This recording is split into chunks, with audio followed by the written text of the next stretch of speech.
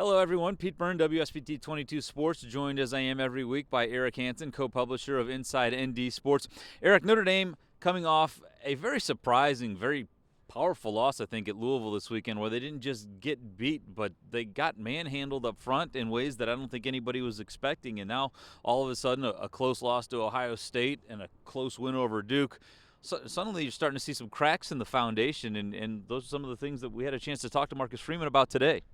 Well, Marcus Freeman took responsibility after the Louisville game, said it was on coaching. I agree with him. I think it really was on coaching. I think that's where the biggest problems were. And as we went into today's press conference, I thought, are we going to get answers? Are we going to get a combative Marcus Freeman? Are we going to get a laid-back Marcus Freeman? I'm really watching him closely this week because I think this is a critical week in terms of his growth and where he goes from here. And I felt like we didn't get a lot of answers, but we didn't get somebody that was snapping at reporters. We just got a lot of word salads. What I take from it then is he's willing to bet that the perception that he doesn't know the answers is a better evil than him possibly throwing players or coaches under the bus. And so there were some really good direct questions. A couple of years I was like, okay, A+.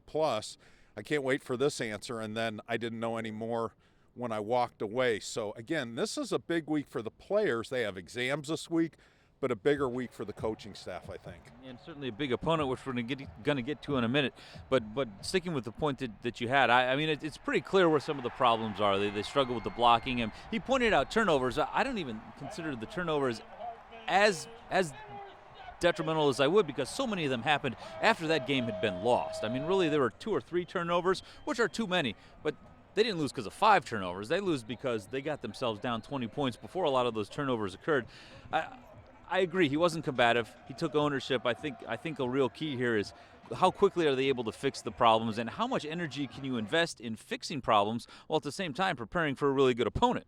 Right. The interesting thing about this week is the strengths of USC are very different than they are from Louisville, so you're not going to gain a lot of insights and say, okay, this is what we did wrong against Louisville. Let's just cut and paste this into this week's game plan.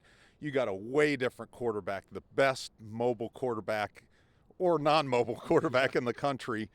You have a defense that gambles like crazy. They're 5th in the country in sacks. They're 1st in tackles for loss, and they give up chunks of yardage. So you have to figure out how you're going to exploit that, because they're coming after your offensive line that you were shuffling people in and messing with your chemistry. I asked him right out of the chute today about the offensive line, kind of who's the starters, where are you going with this rotation thing? I thought that was an incredibly big mistake. If you're going to rotate, do it in practice. Figure out who your best guys are and put them on the field. So Notre Dame needs to get back to what you asked him about, being an offensive line, defensive line driven program. That's what needs to show up on Saturday night in Notre Dame Stadium. Hey, how reasonable is it that can be fixed in a span of 5 days? Well, Las Vegas thinks it is. They made Notre Dame the favorite.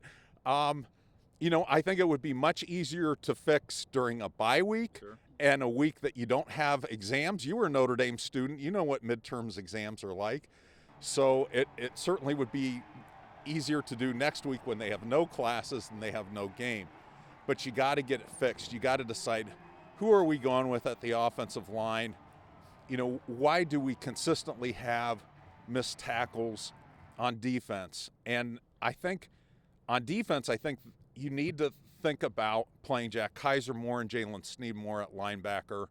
And on offense, I do think play calling was a problem. I think you got to be a little less predictable. Yeah, there's times where you want to say, here's what we're doing, try to stop us. Yeah. But you can't do that every time. You have to be somewhat creative, so they're a little on their heels and saying, okay, am I going to just jump in the middle of the line here and try to stop this 3rd and 1? Yeah, and I don't even think that predictability was necessarily an issue. I mean, I think Audric Estime had 10 carries. I mean, that's not we don't think you can stop our back. He's kind of disappeared from the game plan a little bit, hasn't he?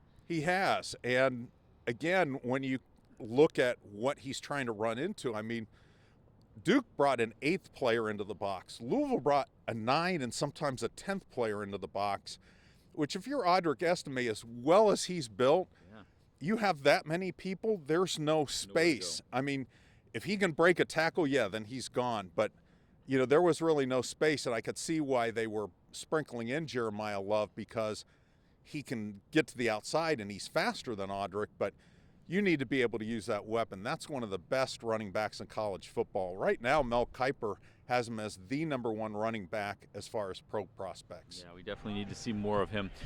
One more about this week coming up, and then we'll wrap this up. Marcus Freeman knows people don't care about primetime games. They don't care about no bye week. They don't care about finals. He knows that they're judged on their results, and it's easy for a fan to say, well, if you can't beat Duke, how are you going to beat USC? We know that's not always the case. I mean, there's a roadmap to this team beating USC. What do you think that roadmap looks like?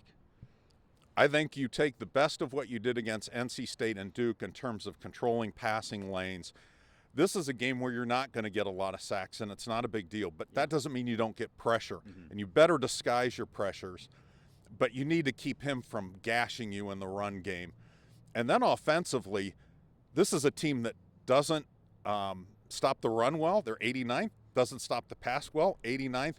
You need to have a really good balanced game plan to keep those guys on their heels.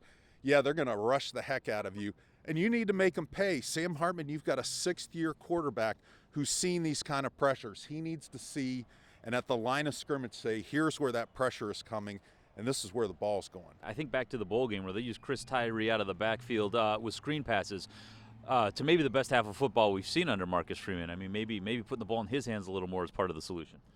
Well, I think that everybody that's watching this would vote for this being the best half of football they've seen, maybe the best 2 halves, because they need it. I mean, the big picture is the playoff is gone, but there's a lot that they can gain in terms of perception, in terms of recruiting momentum, and really for Marcus's growth curve. I mean, this is an area where some coaches fold. I went back and thought, okay, where did it go wrong for Charlie? Where did it go wrong for Tyrone? Where did it go wrong for Bob Davie? And it was things kind of snowballed. It wasn't just that one bad game. It was that they didn't recover from that bad game. It's hard to do at Notre Dame when you're measured in championships and not bowl games and conference titles. But we'll see how they measure up to this latest challenge this week. Notre Dame takes on USC, again, under the lights for the 4th week in a row in primetime against an undefeated team. They kick off at 7:30 at Notre Dame Stadium. Behind us, for Eric Hansen, I'm Pete Byrne. We'll see you next week.